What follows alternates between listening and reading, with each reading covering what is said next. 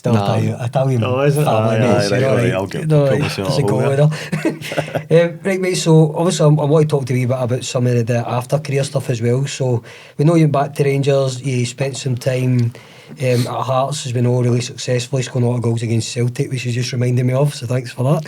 7. And then Kilmarnock, that was one that kind of came out of nowhere. I always felt you. Like, I know you were in Italy, you came back to Kilmarnock. How did you enjoy your time there? Loved it. Loved it. So good. The owners, the club, people that worked for the club, Aye. so good. They would do anything for you. So I came back from Norway, I think it was. Yeah. And I couldn't sign for anyone because obviously Norway finished December. That's right. So I had to wait, obviously. So, but at this stage, we played on Astro. Probably the first time I've probably trained on Astro, played on Astro over there. And I thought I was retiring after. Aye. So that's 6 weeks from I could play. My last game to I could sign for someone. I couldn't walk, like I couldn't move my back because obviously I've got a problem with my back since I was young anyway. So, but I was just my missus have a picture of me in the kitchen and I was just like that. I couldn't move. I was like, Vanessa, I don't know. I think I'm finished here. Like I've never felt it like that before. So I actually ended up moving to Sunderland. It was Sunderland first after Norway. So I remember getting a phone call from Sunderland and going down the road. I've ended up having to pop 2 painkillers. My agent drove me down and I was out of it. Mm-hmm. Arrived at Sunderland and it was Paul Walsh, the fitness coach. Yep. Worked for Northern Ireland as well. He was doing my fitness and I'm like, Paul, I'm all over the place here. I can't focus. I've popped 2 painkillers. He's like, you alright? I was like, but I don't know where I am. Like 2 Cocodamol. I ended up getting through my medical somehow. But once I started moving again, I was fine. Yeah. Done Sunderland and then COVID came. And then I think I signed for Kilmarnock then. Yep. Or I might have went away again and came back. Just because your missus is from Glasgow and stuff, is that why you came back here, or was it just that was just where the interest came from? I just came back. Aye. Came back, season finished, contract finished. Because I signed a team in Norway basically to keep them, stop them from relegation. Yeah. We ended up staying in the league, and that was it. Like over there, I think you can only work for like 180 days or something like that before you start getting taxed or something. So I ended up leaving anyway, but just waiting for offers. I'm not too sure where I went after.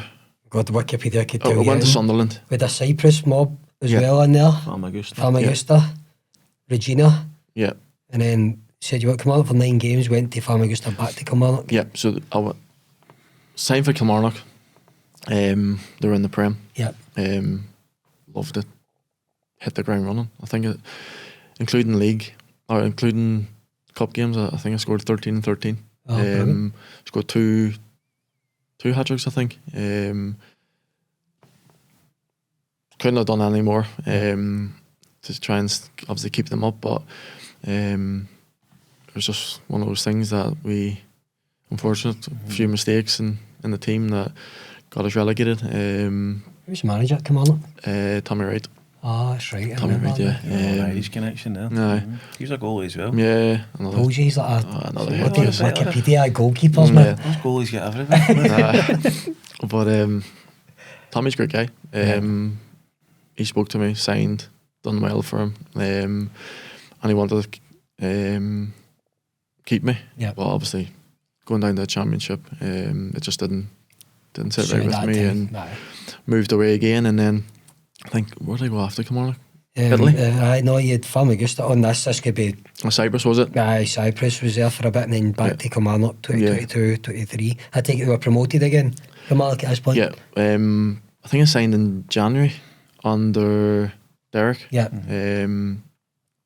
And got promoted. Aye. Another great manager, probably up there with one of the. See what he's doing now, don't you? Aye. I always said him and Hearts would have a great like match made in heaven. I thought you were going to say the Rangers. No, so many that's friends in my that say head, that. yeah. I don't know why. You know, I love him to manage Rangers. I love him to have that opportunity again. Yeah. Because he'd love. And I kind of thought, and obviously Russell got sacked. He knocked him back, didn't he? I think he knocked him back and he thought he was going to go down south, seemingly. When McInnes, a while back, a few years ago. Oh, this was, I So think Sunderland. I don't know how much truth Like, that. a lot of people, no, I think he spoke with him, but a lot of people, a lot of Rangers fans kind of made their mind up that he knocked it back for money and stuff. Derek's not like that. Yeah. Like, he's a guy that he'd rather make a name for himself on the pitch Aye. and work for free. He's so engrossed in doing well and doing his job perfect. Yeah. And he didn't feel like, I spoke to him, obviously being a Rangers fan, him playing for the club and all, and the things he said, I won't go into it, but the things he said about it didn't sit right with him. Yeah. Turned out to be true. It came out. Behind the scenes. There's always So something there was behind so it, much more than of course there is. the money. It definitely wasn't the money. He's not like that as a person, and I thought he would have been offered the job. He seems the most obvious fit for some reason for years. Didn't it when he was doing well at Aberdeen and that? He just I used to always think, why is he not there? He's probably the best man managing. Wow. Incredible. Like, he enjoys a banter part, Yeah. but he's got a mean side to him as You well. know when to stop. Aye. I know. Obviously, I think me and him just clicked straight away. Like, I think we just bounced off each other. His personality and my personality, and I remember the conversation that he had with me. It was Halloween, so the dressing room I was at Kilmarnock was Jordan Jones, Danny Armstrong, myself. Don't think you could probably put 3 head cases in another dressing room. And there was us 3, and then there was another guy, Sam Walker, the goalkeeper. You know, I'll take that back. He was probably the most sensible goalkeeper I've ever met. So there's us 4. So you had the 3 head cases in Sam, the sensible one, like the father figure. And so we're all in the dressing room before training, and JJ's like, "Laugh, I've got fireworks in my boot." And shut up. He's like, I'll get them after training. I was like, brilliant, no joke. Training's not even finished. I'm like, JJ, let's get the fireworks. So we've got the fireworks. He had bangers, and no joke, the fireworks were that size, like massive. So I've let a firework off in the dressing room. Like, all the lads are just getting ready, and I just boom. Like, I was like, oh fuck, that was so loud. So ended up going outside, and I was like, JJ, let's hide, right? And when all the lads, we come out of the tunnel and up right to where we eat the canteen, I was like, let's hide, right? And then when we all kind of go together, and we'll let one off. So I've snapped the stick, so the fireworks were that size now. And all the lads were walking out, and I just went, whoa, I haven't seen so many people, no joke. It was like up, like jumping walls, sprinting up the stadium, everywhere. So went off, exploded, and an old woman that lives next to the stadium rang the police. Oh, that was a noise. I think there's been an explosion at Rugby Park. So this is like 2 or 3 fireworks now. So the police can access the CCTV. So they've obviously rang the club. So Dale's called me into the office, and he goes, "Laugh, 15 years as a manager, I've never had to have this conversation. But can you please? I know it's a bit of banter. Can you please stop with the fireworks? We've just had the police on the phone, and they're like, we know who's doing it. Just tell them to stop. 1, it's dangerous. 2, it's an AstroTurf pitch, and 3, the stadium's made of wood. So this goes wrong. It's mate, that's unbelievable. So I was like, that's the best story I've heard on here, right? That's class. But that was like, the story, the Kilmarnock dressing room is. We weren't going to go. I wasn't sure whether we were going to go there, right? But somebody that I know was at Killie at that time, and they asked me to ask you about the the naked bagpipe story. So, see, You can tell us a clean version of it. We had a full-on orchestra, so we had a Kilmarnock. So Danny Armstrong being half the size of me, right? Me and you can act it out, to be fair. You come over. So we'll do that after. I'll get the views up. That's the good. by the way, you'll get a few hits on it. So any new player that would come into would sign for the club, I'd always go up to him and was like, listen here, what's your favourite song? And they'd be like, Mario. Yeah. I'd be like, right, okay, let me listen to it. I might know the song already, and Yeah. I was like, let me listen to it. And they'd put it on the phone, and I'd be like, got you. Go into the toilet. And they're like, no. I was like, promise you, nothing's going to happen. Go into the toilet and come out whenever I tell you. She goes out. So I'm on the chair. Naked. Danny Armstrong's naked. I've got Danny like a guitar. I'm like, I'll play the song. Honestly. So that was the guitar. So that I'm like, come out. And the guy comes out and he's like, oh, fuck. And then like the bagpipes. Danny's upside down. Wrapped round you. Your imagination. Use imagination. And then I I got the drums as well. Danny's upside down. Arms wrapped around my legs up here. And That's unbelievable. It's probably one of, if not the best dressing room I've been in with. The people with the same like wavelength. Yeah. Nah. Like that's probably why he's done well. Some of the videos I have on my phone, just of like daft stuff. Yeah. But like I think me and Danny Armstrong love him to bits. One of my best mates. And it was a sunny day, so everyone's putting on sun cream. So I got to Danny and scored him. He's like, "Laugh, what are you doing?" Went on his eye. I'm like, what? Sun cream? You need to look after your skin. He's like, nah. He's like, come here. I was like, so mate, no joke, for a minute, just both of us squirting sun cream. See, for about 20 minutes trying to train, our eyes were in agony. Honestly, we were just head to toe in sun cream. Like, no, that's going away. We had Derek, he realised straight away, because he always get us around the circle, and he's always like tells us what we're doing in training. And me and Danny's like, trying to look at the gaffer, can't see. He's like, what's up with you two? He's like, nothing. Like that. No, our eyes were red. We couldn't see.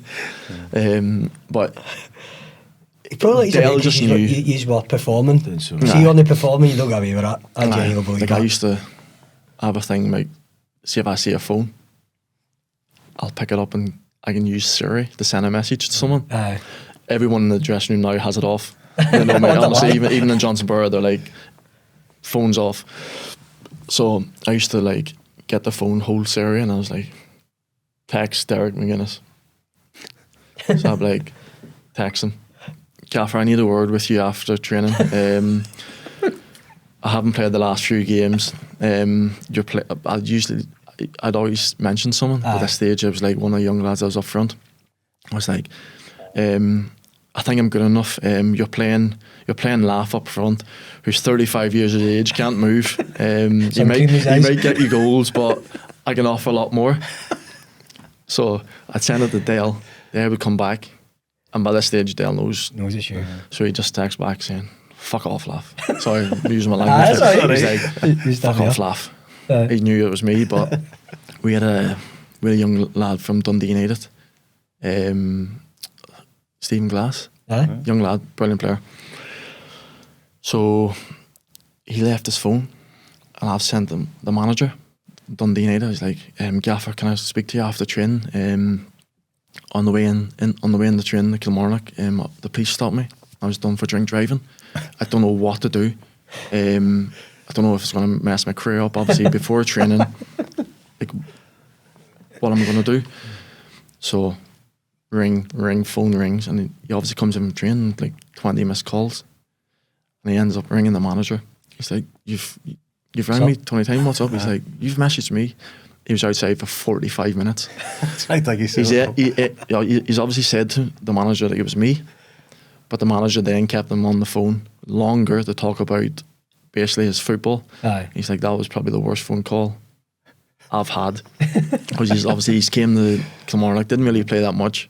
And it was just pure like slaughtering him for coming down. Like, but, Do you regret it? These don't. no. Why So some of the messages I've like, Right, just conscious of your time more than anything else, because we could sit and talk about this stuff all day. It's unbelievable. Wind-up stuff. There was one thing I wanted you on the show for, again, part of your career, was when me and you talk, you've got such good like advice to give. I think you've got a lot to give to boys that have.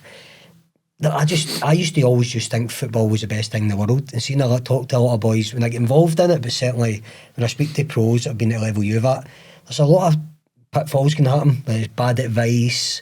You hear, I mean, we have all threes know loads of boys that have suffered with mental health after it, etc. But yours, one was well documented with gambling. And when me and you talk about it, rightly so, you're doing great on it now. You've been away from it for a while, but I guess what kind of advice would you take, not just the gambling stuff, but for any young player listening to this, what advice would you give them for just making sure that they watch for these downfalls a wee bit? Like since I was 12, maybe even younger, I was always fruit machines. Aye. It might only have been £1, £2, but that's where I started. I was so addicted. Yeah. Then I started getting more money. And it was just, it just gave me something that I was either missing from football or another part of my life. Aye. So being away from home, I was always in the bookies. No matter what, I was like, my landlord at Burnley would leave us £20 for like the three of us to go and get our dinner. Yeah. I'd go straight to the bookies with my £5 or £7, whatever it was. So I was always like, it excited me. Yeah. Like the buzz I got from gambling was incredible, probably more than football was giving me. Yeah. Like I remember at Norwich. Norwich has probably been the club I've earned the most at. Yeah. But I remember there's 4 or 5 players proper in the gambling. But I was going on the pitch and I might have had a race on 5 past, 10 past 3.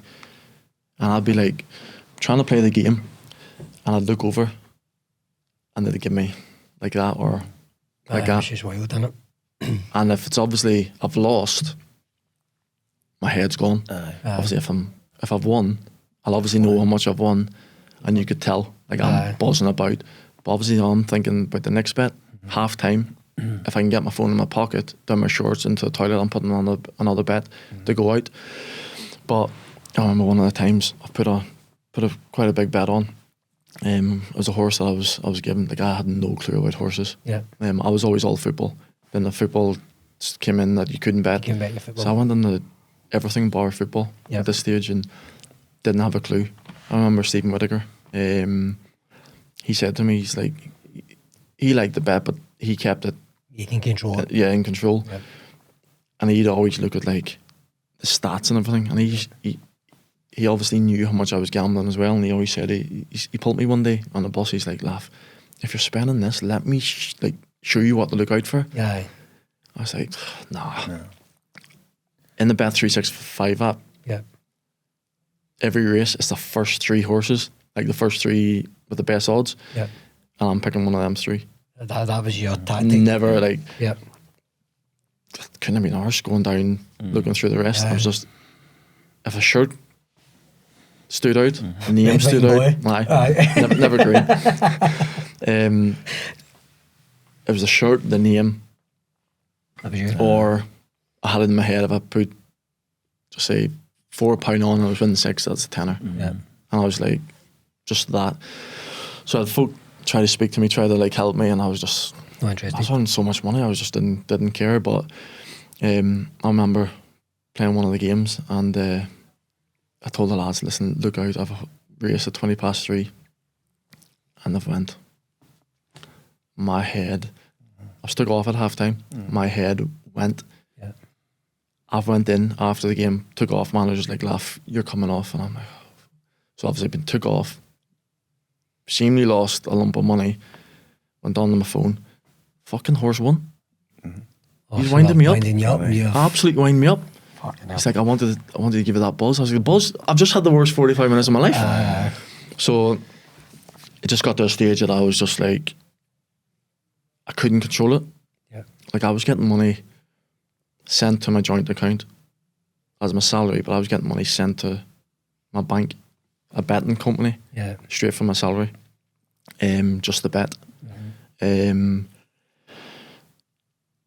So I was just so focused on it, and like I remember, picked my wife now. Obviously, first time I met her, she flew down to Norwich, and I picked her up in the morning, took her for breakfast, went back to the house, chilling out, watching TV, and I had a meal ready first in a restaurant in Norwich, and I said, I'm going to go up and get ready.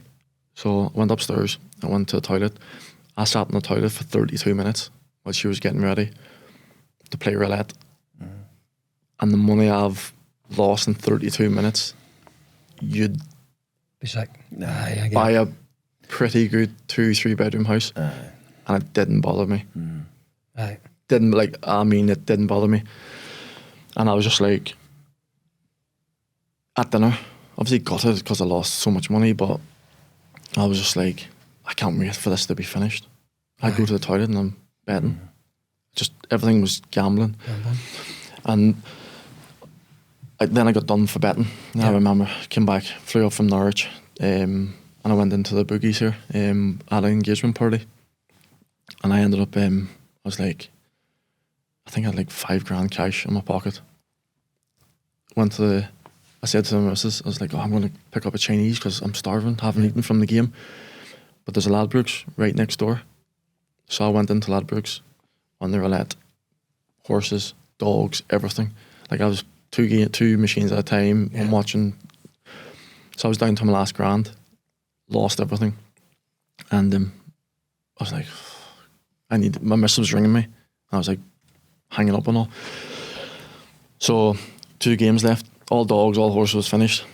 2 games left, 2 Spanish games. And I was like, fucking hell. Put it on. Yeah. 2 Spanish games, both teams to score. And I remember being at the party and they both came in. I like 1-3.5, 3-6 it was. And I was buzzing. I was like buying drinks and everything. Next day, my brother-in-law went to go and collect it because obviously I knew I couldn't bet on football, so my brother-in-law went and tried to collect it, and they're like, we know who put on the bet, so he has to come with his passport to collect it. I'm like, fucking hell. Christ. So I rang my agent, I was like, listen, I think I'm been done for betting. He's like, let me speak to people I know. So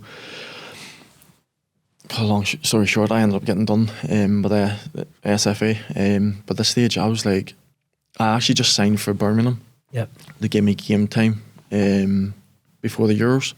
So I played a massive part in getting my country to the first Euros in 30 years. And I like put it all at risk. So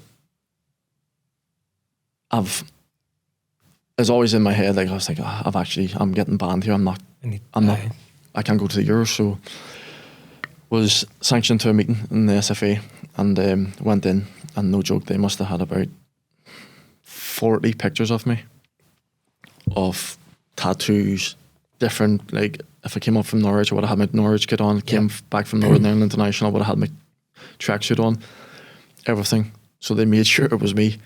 The only thing they didn't have was my dental record, I think. And no joke, about that much of bets throughout. And I was like, so I was honest. I said to him, listen, I have a problem for a young age. And I admit everything I'd done. So I'm not going to say they were kind to me because I got a hefty fine, but they said to me that I won't get a ban this time, but you're getting fined, but you have to go to Sporting Chance. Martin Jones, not Martin Jones, Tony Adams. So I was just like, 100%. So I'm thinking I got away with it, but I was fined so heavy it didn't matter because I got away with it. I was going to play in the Euros with my country. Nothing's changed for me. So every Wednesday I had a meeting in London, which is 2 hours from Norwich. But I was going there, and I was in the bookies on the way back. Oh, were you?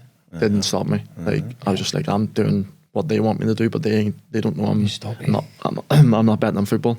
Yep. So that's when I got bad. Just everything just was all about gambling. Like I remember we used to have like a Sunday club or a Monday club at Norwich, and we go for a few drinks, spend probably dinner or lunch, whatever, have a few drinks, and I wasn't there. I was meant to be there, but I was in the bookies next door. I remember sitting at the machines. I was eating McDonald's, just everything, and they ended up just starting to know me. How did you get help again, mate? Because I remember you told me it was eventually that you went and spoke to them and helped you out. It just, things got so bad. I signed for Hearts, and I've obviously went from earning so much money, still earning decent money at Hearts, but it was just my main focus. And this stage, Austin McPhee, the assistant there, he kind of knew about my gambling. Everyone kind of knew. Everyone I played with, all my teammates knew. So he was like, listen, I know it's affecting you massively. So he's like, you need help. Ended up coming out in the press, and I was so nervous to do that because it's my personal life that I'm talking about, and the amount of money I've spent gambling, it's incredible. Like it's ridiculous, but I was just like, should I? Or will it just come out? Everyone knows already, and like the ones that means the most to me. So I've came out, and listen, I get idiots and stuff like that there. I think my next game after I came out was Hibs, and no joke, I was warming up, and there's things that was shouted at me. I actually had like a betting slip. We warmed up down in the corner. Flung at me. I'm like, what, like, you get ideas as well, but the flip side of that, the amount of people that approached me through social media, even approached my wife, girlfriends of players, it was worth it because my wife helped that side. That the wives and girlfriends probably went through hell, but no one bothers about them. Like it's at the clubs. Some clubs is just focused on the player, and some clubs obviously they take a lot with the family side of things as well. But that side of things, the amount of people that I think I've helped or spoke to and obviously sent them in the right direction, it was worthwhile. Even though like I still get stuff shouted at me and stuff like that there, but like that. So what would your advice be then to them that's struggling with that kind of stuff? Because that's the thing I think is important. Is it? I think talk about it, speak to the right people. 100%. Like there's meetings everywhere. Like GA meetings everywhere. No matter where you're from, if you're live in a city, in a village, there will be a meeting somewhere or close by, and you'd probably think like, what the hell's going to happen? Like I'm walking into a room, don't know anyone. You have to talk, open up. What's the best thing? Like I go every Tuesday. I haven't been for a while, which I probably should, because the meetings are probably one of the main things that you need to do. Listen, when I went in, when I got banned, I actually tried to come off it before. Oh, sorry, when I got fined from the SFA, I tried to come off it around the Hearts time, and I think I came off it for a while. But I was one of those that I felt good going into the meeting, sitting at the back with a coffee and just listening to everyone else. I felt like I was too good to be in there, because obviously in Glasgow, people's going to know me. Of course, I don't want people to think I have a problem, even though I'm in a GA meeting. So I think I was doing enough just being in that meeting. Now I'm going in the meetings speaking to everyone, Speaking up. and it's probably one of the places I feel more comfortable in Aye. and enjoy being in, because they not respect me. Obviously they do, and I respect them, but they treat me as in just another person. Aye. It's the same problem. Yeah, same problem. Doesn't matter what you are. And I was always afraid that my stories are so bad that they'll look at me and think he's Aye. gone. But it's so strange that my stories, Aye. if you told my story and someone else's story and thing, but you speak, Aye. they wouldn't know whose story you're telling, because we've all done the same thing. Like when you're gambling, you do daft stuff. Whether it's to get £1 or £1,000, you do the ridiculous stuff because all you're focused on is gambling. It's hardly even the money sometimes, isn't it? It's the buzz that you get for Like, especially the roulette. I think when you do the online stuff, it just becomes numbers. It's no actually money. Listen, I had an issue when I played football as well with gambling, and especially, I think it starts with football on the buses, card schools, because you're travelling. Like I was lower league, so it was Elgin, Montrose, Peterhead. You're on the bus for 4 hours. You might only be earning £200 a week. You might lose £400 on the way up, and your head's gone. But you might be earning 100 times that, but it's still you then gamble 100 times more than that. It got to a stage that AG Payroll are delighted to be sponsoring Boots to Billing. Myself and Faddy are having a great time interviewing all these footballers and ex-footballers. But just to tell you a bit about what AG Payroll do, we provide payroll services for contractors in the UK, which is CIS, umbrella and bureau services, but we also can provide payroll services in over 160 countries worldwide. So if you need any help, give me a shout, and I'll let you get on with the show. once that ball left, I knew the number that was coming. I had pals that as well. So, like, but if my mates or people that, like my teammates that didn't know anything about betting, would come in with me. Once I pressed that ball, I'd be going, fucking hell. 17, like, the battle, you know. Like, what? It hasn't stopped. I was like, I know. Do you know, I remember a story you're talking about on the pitch, right? I'm not throwing anybody under the bus here, but Albion Rovers, we used to have a card school, and we were playing East Fife away, and it was a Wednesday night, and it was only an hour and 15 minutes in the bus, and we hadn't finished our game yet. So we all got in a huddle in the middle of the pitch. Like, now you go out before the game, before you go in the dressing room. We piled all the bags up, and we were around in a tight huddle. We had the cards out on the middle of the pitch, and everybody had their money out, and we were right up until the manager shouted us into the dressing room. We were all firing in £20 and whatever else. So everybody was all everybody was involved in it. The card school, like at Rangers, it wasn't really that big. Mm-hmm. Like we did play, but Northern Ireland, like I think it was probably one of the thrills of going on international, because there was this card school. We'd get breakfast and we wouldn't leave for an hour and a half.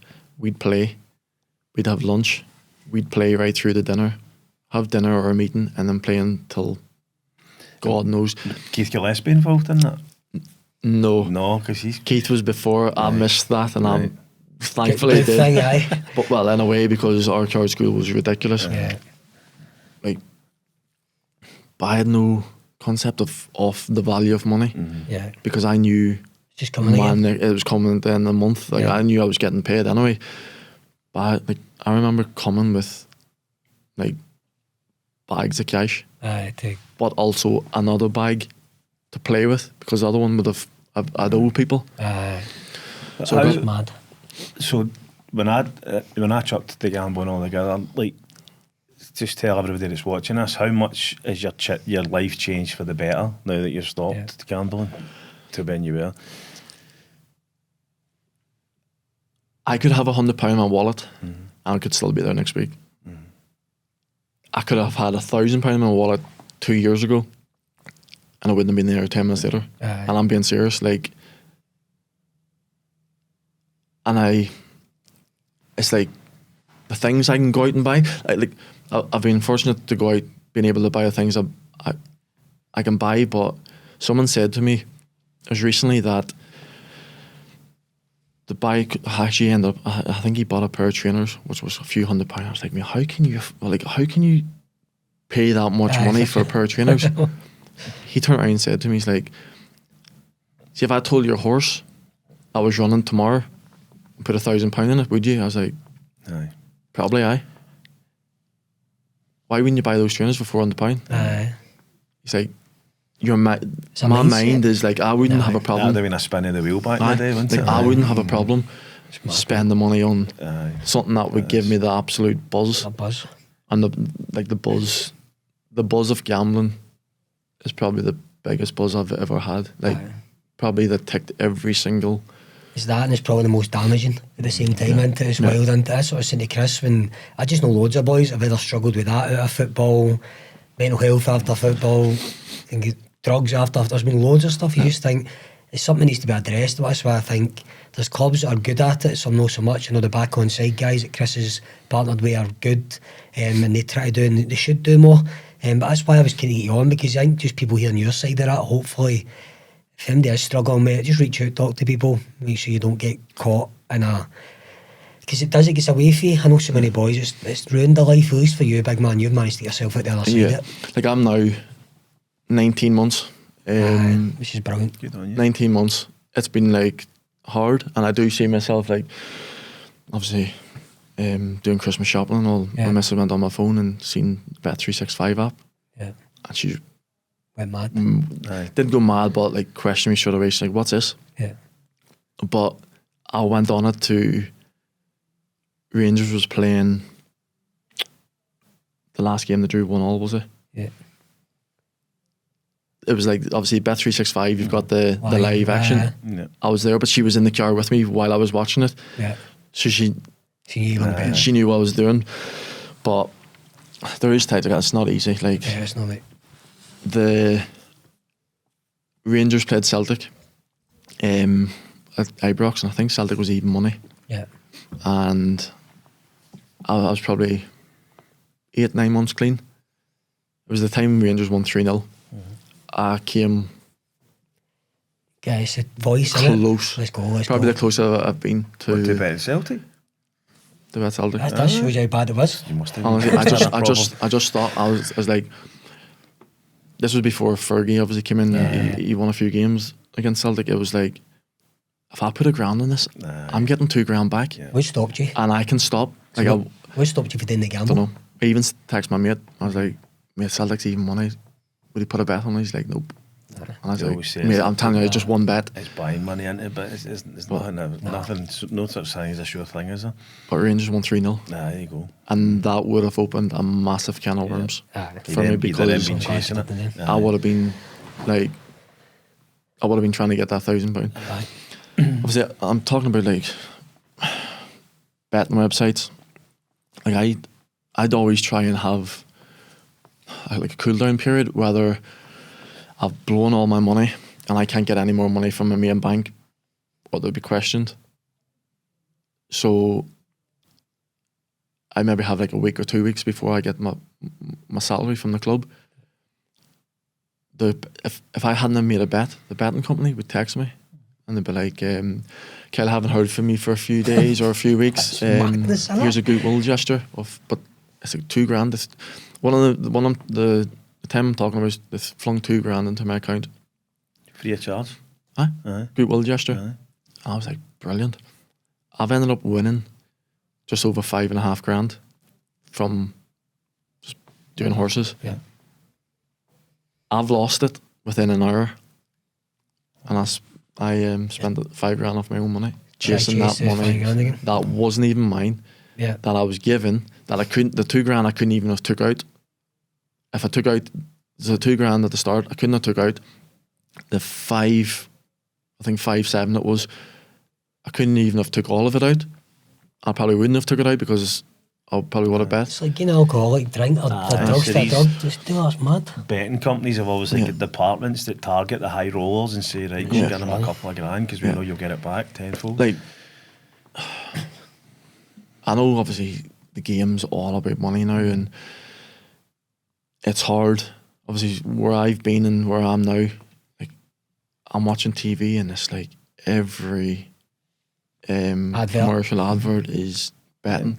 Like before the game, half time, about the next goal score, sponsorships, and that's all about all it is now. And it's the way I see it. Like you can't ban someone or punish someone from betting on football when you're willing to double standards, isn't it? Aye, massively. Because listen, if an alcoholic could give up drink, they would. Aye. But they can't. Same with me, same with drugs. You can't give it up. It's like a demon inside you that it eats you. When you do, you become a different person. So I think, as you say, it's like double standards. You can't punish them while you're receiving money from that company to promote. So it's obviously a hard thing to take and watch, because I know there's people, friends of mine, people, ex-players and all that, I know the struggle. And like there is help obviously out there. Like if you wanted, you can definitely go, but obviously you asked me the advice, and just listen. The first step is the most important. Owning up to your problem, your addiction is the first step, and you won't look back. No. Like it will be hard. There'll be obstacles that you'll come across, but there's enough. Like if I felt like gambling, I can bring my sponsor, and I know he'll be there and within 10-15 minutes, either on FaceTime or speak to me or meet for a coffee. So there's people desperate to help. Mate, fair play to you, honestly. Like, when me and you talk about this, I just think it's brilliant you managed to get out it, but advice you can give people, brilliant. Listen, I want to end on something obviously really positive, because when I talk to you, mate, you're so passionate about your coaching school and the fact you've got your name on that now, and it's gone brilliant. I know people that do the single training with you, obviously you've got all the kids running about in East Kilbride now, all the little kickers, but just how's that going? Have it gone good on it? It's going well.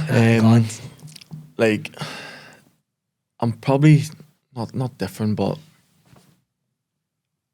I can easily get kids in and just give them a ball and stuff like that there, but I actually want to make the kids better. Like I can take the kids in and do stuff that they can do anywhere.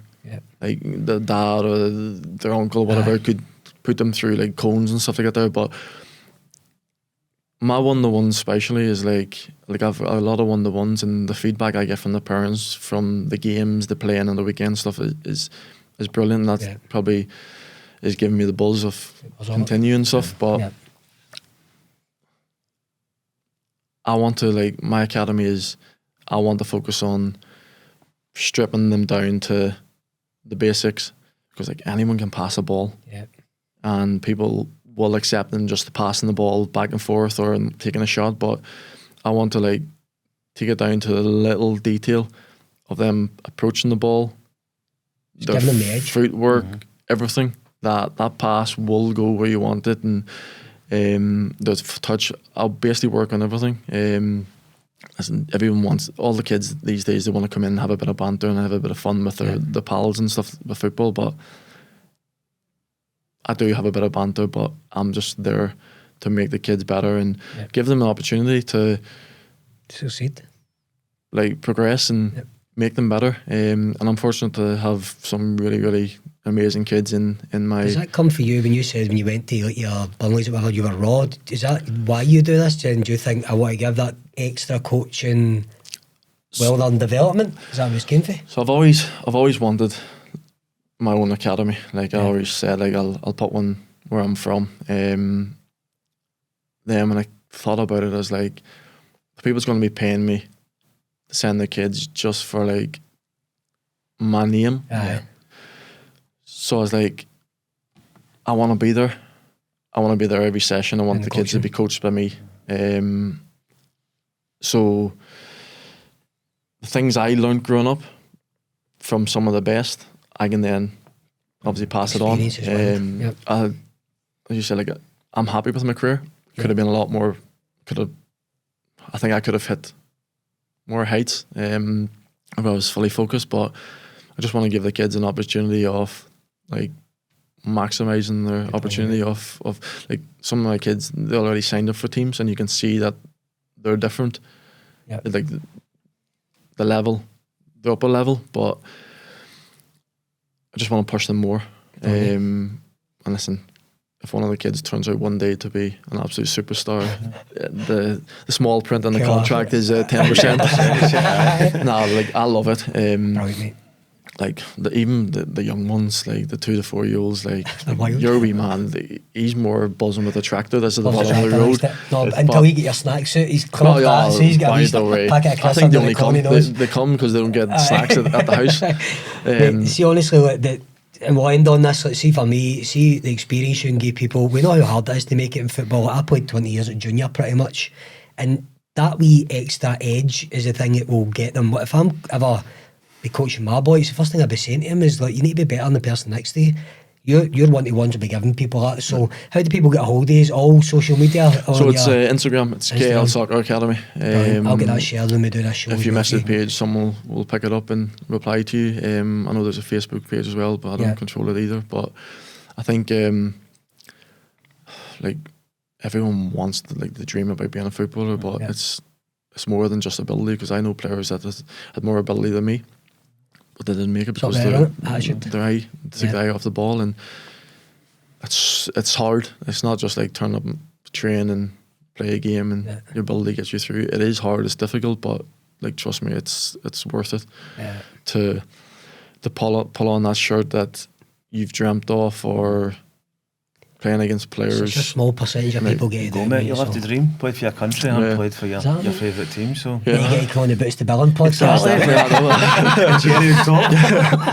Mate, listen, I appreciate your time. Everybody for watching, thank you as normal. The likes, subscribes, etc. all mean the world to us. We can see it going up and up all the time, which is exactly what we want to do.